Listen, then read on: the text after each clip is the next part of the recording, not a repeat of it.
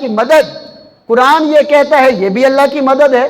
اور اسی طریقے سے آپ اگر قرآن پاک کا مزید مطالعہ کریں اور کئی آپ کو ایسے مقام ملیں گے جہاں پر اللہ تبارک و تعالیٰ نے مدد کے بارے میں فرمایا کہ تم ایک دوسرے کی بھی، اگر بندہ بھی مدد کرتا ہے اللہ کی عطا سے تو یہ بھی اللہ ہی کی طرف سے مدد ہوتی ہے۔ حدیث پاک ہے، مسند احمد بن حنبل کی روایت ہے، حضور نبی کریم صلی اللہ تعالی علیہ وآلہ وسلم نے ارشاد فرمایا،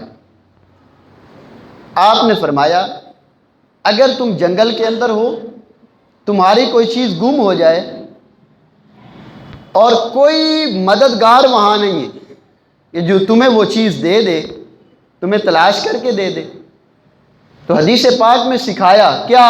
فرمایا کہ تم وہاں پر یہ الفاظ کہو، یا عباد اللہ اعینونی۔ اب واضح طور پہ فرمایا کیا؟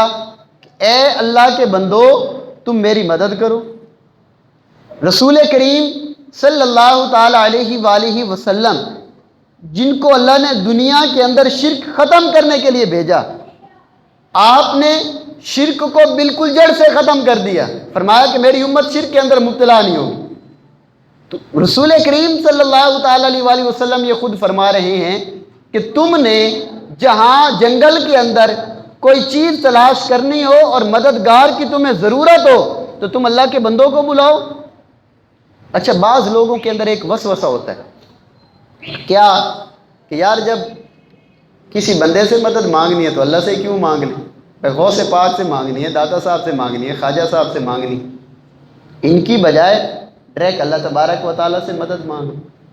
تو اس مدد کا جو دروازہ ہے اللہ کے بندوں سے مدد مانگنے کا، یہ بھی تو اللہ تبارک و تعالیٰ نے بتایا، اللہ کے رسول نے بیان فرمایا۔ آپ قرآن اور حدیث پڑھیں، بعض لوگ یہ کہتے ہیں ایاک نعبد و ایاک نستعین، ہم تیری عبادت کرتے ہیں اور تجھ سے ہی مدد طلب کرتے ہیں، لہٰذا اس کے علاوہ کسی سے مدد طلب کرو گے تو یہ تو شرک ہو جائے گا۔ اللہ تبارک و تعالیٰ نے 5ویں پارے کے اندر قرآن پاک کی ایک صفت بیان کی، لو کان من غیر اللہ لوجدوہ فیہ اختلافا کثیرا، لو کان من عند غیر اللہ لوجدوہ فیہ اختلافا کثیرا۔ اگر یہ قرآن رب کا کلام نہ ہوتا، افلا یتدبرون القرآن فرمائے، تم قرآن کے اندر تدبر کرو، غور کرو، تمہیں قرآن کے اندر، پورے قرآن کے اندر کہیں آپس میں اختلاف نہیں ملے گا کہ ایک آیت کا ایک مفہوم ہے اور دوسری اس کے خلاف ہو، ہرگز ایسا نہیں ہو سکتا۔ ہاں تطبیق ہو سکتی ہے، پہلی آیت کا معنی کچھ اور ہوگا، بظاہر آپ کو لگتا ہے کہ وہ آیت اس کے خلاف ہے، اس کا معنی کچھ اور ہوگا۔ قرآن کے اندر اختلاف ہرگز نہیں ہو سکتا، قیامت تک کے لیے رہنمائی کرنے کے لیے اور ہدایت دینے کے لیے اور آخرت تک کے لیے اللہ تبارک و تعالیٰ نے کتاب کو نازل کرنا تھا۔ اگر اس کتاب کے اندر ہی اختلاف ہوتا تو پھر یہ قرآن اللہ کا کلام ہی نہ ہوتا۔ فرمایا افلا یتدبرون القرآن، کیا وہ قرآن کے اندر غور نہیں کرتے؟ ولو کان من عند غیر اللہ، اگر اللہ کے علاوہ کسی اور کا کلام ہوتا تو لوجدوا فیہ اختلافا کثیرا، قرآن کے اندر کثیر اختلاف ہوتا، ایک آیت کا ایک مفہوم ہوتا، دوسری کا دوسرا مفہوم ہوتا، آپس میں ٹکرار رہتی، عمل کس پہ کریں؟ تو لوگ تو پریشان ہو جاتے۔ اب بعض لوگ جن کو قرآن کی سمجھ ہی نہیں ہے، جن کے اندر عقل نام کی شے کوئی نہیں، کہیں گے وَإِيَّاكَ نَسْتَعِينُ، ہم تجھ سے مدد طلب کرتے ہیں، اگر کسی اور سے مدد طلب کرو گے تو شرک ہو جائے گا۔ شرک کا مفہوم ہی نہیں پتہ۔ اب قرآن تو خود کہہ رہا ہے کہ تمہارے مددگار ہیں، اللہ مددگار ہے، اللہ کا رسول مددگار ہے، ایمان والے تمہارے مددگار ہیں، اور جو ان کو مددگار بناتا ہے اللہ فرماتا ہے کہ وہ ہمیشہ غالب رہے گا۔ اچھا پھر قرآن پاک کے اندر سورہ مائدہ آپ کو سناتا ہوں، وَتَعَاوَنُوا عَلَى الْبِرِّ وَالتَّقْوَىٰ، قرآن کے الفاظ ہیں۔ اللہ تبارک و تعالیٰ نے ارشاد فرمایا کہ تم ایک دوسرے کی مدد کرو بھلائی کے اوپر اور نیکی کے کام کے اوپر، تعاون کرو۔ تعاون کا مطلب واضح طور پہ عربی گرامر جو شخص جانتا ہے اس کو پتہ ہے، استعینوا، نستعین کے، استعینوا کے، تعاون کے، ان سب کے حروف ایک ہی ہیں اور معنی ہوتا ہے مدد طلب کرنا۔ اللہ نے واضح طور پہ ایمان والوں کو حکم دیا وَتَعَاوَنُوا عَلَى الْبِرِّ وَالتَّقْوَىٰ، کہ کہ تم ایک دوسرے کی بلائی اور نیکی کے کام کے اندر ایک دوسرے کی مدد کرو، تو کیا قرآن شرک کی دعوت دے رہا ہے؟ ہرگز ایسا نہیں ہو سکتا۔ اس کا مفہوم اور اس کا مفہوم دونوں ٹھیک ہیں۔ حقیقی مدد کرنے والا وہ اللہ ہی کی ذات ہے، اللہ کے اذن کے بغیر کوئی شخص ایک پتہ نہیں ہلا سکتا، اور اللہ جس کو اختیار دے وہ ساری دنیا کو ادھر سے ادھر کرنے کا بھی اختیار رکھتا ہے، جس کو اللہ دے۔ آپ یہ دیکھیں، روزی دینے والا کون ہے؟ اللہ کی ذات ہے، ایسے ہے کہ نہیں؟ بظاہر اگر دنیا کے اندر دیکھا جائے، کسی کو تجارت سے روزی ملتی ہے، کوئی تجارت کرتا ہے، کوئی شخص ملازمت کرتا ہے، کسی کو سرکار نوکری دیتی ہے، گورنمنٹ دیتی ہے، اور کسی کو اس کا سیٹ دیتا ہے، تو کوئی ملازمت کر کے کماتا ہے، کوئی کسی طریقے سے روزی۔ اللہ تبارک و تعالیٰ نے ان کاموں کے اوپر بھی فرشتوں کو مقرر کیا ہے، تو رزاق تو اللہ تبارک و تعالیٰ کی ذات ہے، تو پھر آگے جو تقسیم ہے وہ بھی اللہ کے فرشتے کرتے ہیں، وہ بھی اللہ کی مخلوق ہے۔ تو اللہ تبارک و تعالیٰ کے فرشتوں میں سے بعض انسان ایسے ہیں کہ جن کا مقام اور مرتبہ وہ فرشتوں سے بلند ہے۔ ہمارے آقا نبی کریم صلی اللہ تعالیٰ علیہ وآلہ وسلم اللہ تبارک و تعالیٰ کی تمام مخلوق سے افضل اور اعلیٰ ہیں۔ وہ فرشتے ہوں، وہ جنات ہوں، جتنی مخلوقات اللہ نے پیدا کی، حضور سے افضل کسی کو بنایا ہی نہیں ہے، تو انسان بھی بہت سارے افضل ہیں۔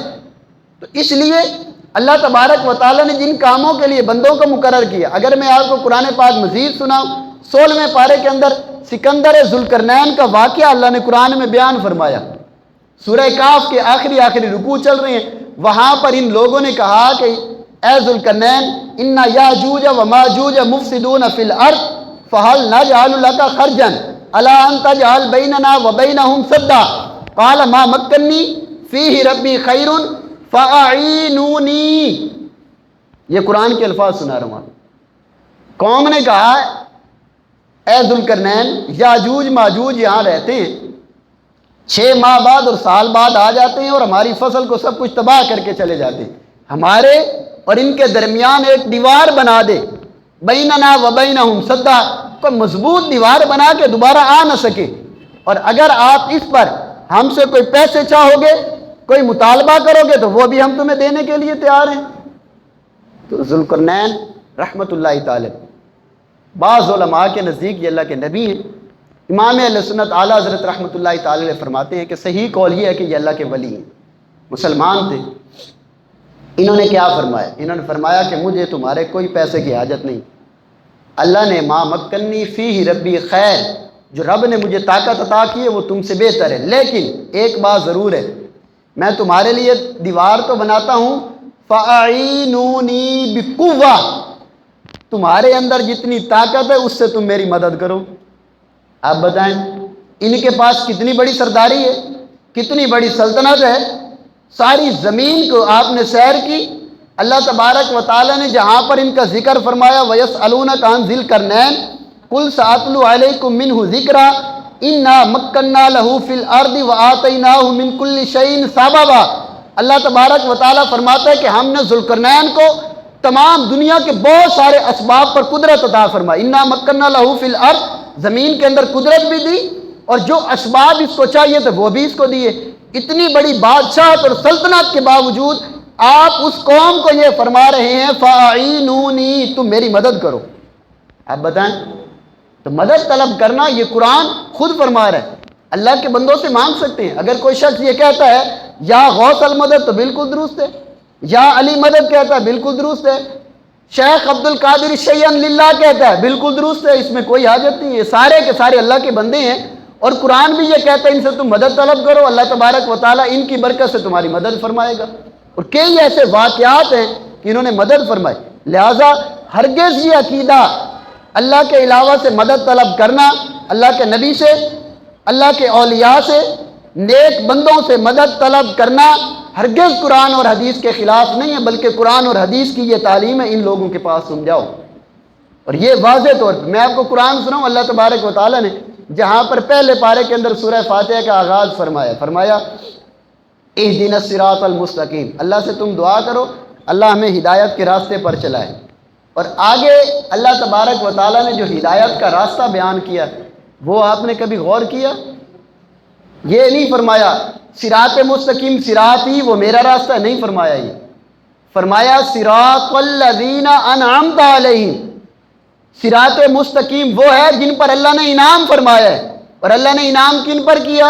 انعم اللہ علیہم من النبیین والصدیقین والشہداء والصالحین. فرمایا ان پر اللہ نے انعام فرمایا اور تم نے دعا کرنی ہے ان کا راستے پر چلنے کی. تو اللہ تبارک و تعالیٰ نے ہمیں تو خود ان لوگوں کا راستہ بتایا اور یہ فرمایا کہ ان کے راستے پر چلو گے ہدایت پا جاؤ گے. اور اس راستے سے اگر ہٹو گے، ان انعام یافتہ لوگوں کا دامن چھوڑ کے اپنے آپ کو پر ڈریس کرنا چاہو گے تو فرمایا غیر المغضوب علیہم ولا الضالین، پناہ مانگتے رہو کہ نہ تو غضب والوں کا راستہ ہو اور نہ گمراہوں کا راستہ ہو. یاد رکھیے گا، جن لوگوں نے قرآن اور حدیث کو سمجھا نہیں، جن لوگوں کو ایک آیت کے بعد دوسری آیت کا مفہوم اور مطلب کوئی نہیں پتہ ہوتا، وہ اپنے مرضی کے مطالب نکال کے غلط قرآن کا مفہوم تو بیان کر سکتے ہیں، قرآن کو سمجھ نہیں سکتے. اور جس کو پورے قرآن کا پتہ ہی نہیں ہے، وہ ایک آیت کا غلط مفہوم اور معنی بیان کرے گا تو کئی ہزاروں کو گمراہ کر دے گا، لوگوں کا عقیدہ ان کے اندر بگاڑ پیدا کر دے گا. مسلمانوں کے اوپر جو اہل اسلام ہیں کفر اور شرک کے فتوے لگا دے گا ان کے اوپر. اگر ایک شخص ایسا کہ جس نے کفر اور شرک نہیں کیا، اگر کوئی شخص اس کو مشرک کہتا ہے تو یہ بندہ پہلے اسلام سے خارج ہو جائے. حدیث پاک میں ہے کہ اگر کوئی شخص کسی کے اوپر ایسی بات کہتا ہے جو اس میں نہیں پائی جاتی، فرمایا لوٹ کر اس کے اوپر آتی. اس لیے اولیاء کرام کا مہینہ ہے، بالخصوص غوث پاک کا ہے. آج بڑی 11ویں شریف کا دن تھا. 11ویں شریف منائیں بھی صحیح. کوئی مصیبت اور مشکل آ جائے تو اللہ تبارک و تعالیٰ کی اولیاء سے مدد طلب کریں، بالخصوص غوث پاک سے کریں. اللہ نے چاہا تو تمہاری مشکل وہ دور ہو جائے گی. تجربہ کر کے بھی آپ دیکھ سکتے ہیں.